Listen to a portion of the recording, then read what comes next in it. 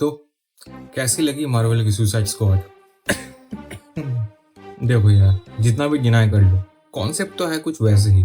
ये सब कैरेक्टर्स ही देख लो, और डेविड हार्पर तो है ही दोनों मूवीज में। खैर, वीडियो शुरू होते ना होते स्पॉयलर्स दे देने के लिए अब गोली मत मार देना। वैसे ही मूवी में बेचारी टास्क मास्टर। तो मूवी कुछ इस प्रकार से शुरू होता है कि येलेना, यानी जो अपनी नई ब्लैक विडो है, वो वैलेंटीना एलेग्रा डी फॉन्टेन के लिए कोवर्ट ऑपरेशंस कर रही है। वैसे एक ऑप के दौरान उसे पता चलता है कि वो बस एक लायबिलिटी है और कुछ नहीं। वही सेम ऑप में यूएस एजेंट जॉन होकर और घोस्ट को भी पता चलता है कि ये वैल तो हम सबकी ले रही है बस। अब इस भसड़ में टास्क मास्टर बस की नींद बनकर आ गई। दया तो मुझे ओलिवर कुरिलेनको पे आ रही है, जो टास्क मास्टर की रोल नहीं है, बस चेहरा दिया। लिटरली 2 सेकंड के लिए मुंह दिखाई हुई है और कुछ सेकंड बाद एक हेडशॉट से खत्म। पर मैं कहूँगा कि इस मूवी के राइटर ने सही किया। वैसे भी कॉमिक बुक कैरेक्टर की एक बास्टर्डाइज वर्जन थी ये टास्क मास्टर। एनीवेज, तो ये सब बसट चलते हुए अचानक से कहीं से टपक जाता है बॉब। अब ये बॉब कहाँ से क्यों उस जगह पे पहुंच गया किसी को नहीं पता, खुद बॉब को भी मालूम नहीं। फिर कुछ देर में पता चलता है कि ये बॉब मार्वल की सुपरमैन है, यानी सेंट्री। अब ये सेंट्री कॉमिक बुक्स के अकॉर्डिंग 1 मिलियन एक्सप्लोडिंग सन्स की पावर होल्ड करता है, but for definite reasons he has been nerfed down here also, which I would say was a subtle decision for the movie itself and for the continuity of MCU also. Well, Val has other plans for Sentry. She wants Sentry to be this good Homelander who will act according to the principles of war, just for her own political agenda.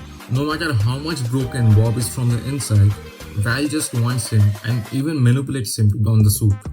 Movie यही छोटी छोटी details पे emphasis डालती है, कैसे loneliness, feeling of abandonment, insecurity, self pity धीरे धीरे एक इंसान को खा जाता है। और यही चीज रेमिनिसेंट है पूरे मूवी में ऑलमोस्ट सारे कैरेक्टर्स को लेकर। सबसे ज्यादा स्क्रीन टाइम मिलता है येलेना को, and Florence Pugh has done a really commendable job.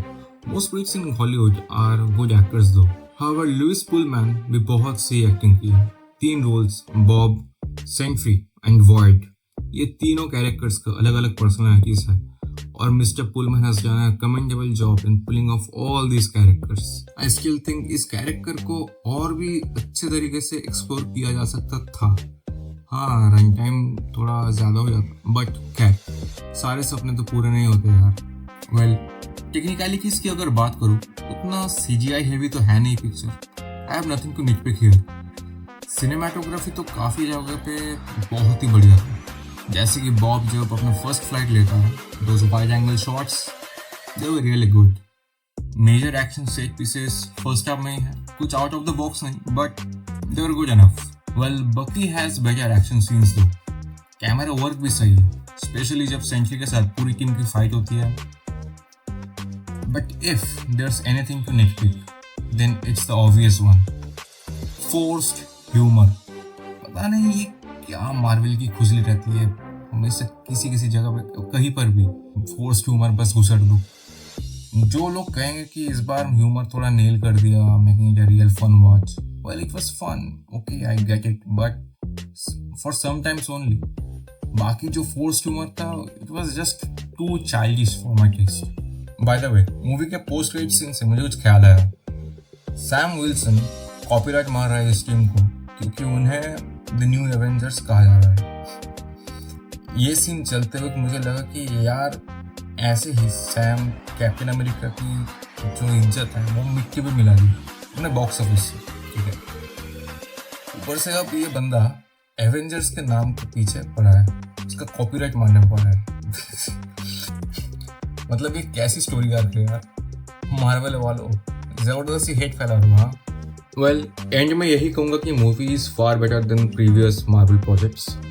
Specially psychological aspects को अच्छे तरीके से हैंडल किया है, क्योंकि मोस्ट ऑफ द मूवीज़ में हम लोग देख लेते हैं कि एक साइकोलॉजिकल एस्पेक्ट शायद उसको उठाया है, बट उसके अराउंड जो exploration that doesn't happen in a good way, okay.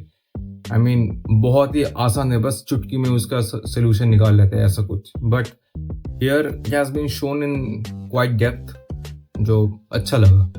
बहुत टाइम बाद एक किसी सेंसिटिव इशू को लेकर भी उन्होंने बहुत अच्छी तरीके से हैंडल किया। एनीवेज, टिकट्स अभी भी बिक रहे हैं, थिएटर में जाकर एक्सपीरियंस कर सकते हो, इट्स अ गुड वन। पर ये एक ख्याल मेरा पीछा छोड़ता ही नहीं, पता नहीं क्यों। जब maximum part of New York void की शैडो रेल जो थी उसमें एनगल्फ हो रहा था, सोनी वालों कहाँ छुपा कर रखे थे स्पाइडरमैन को?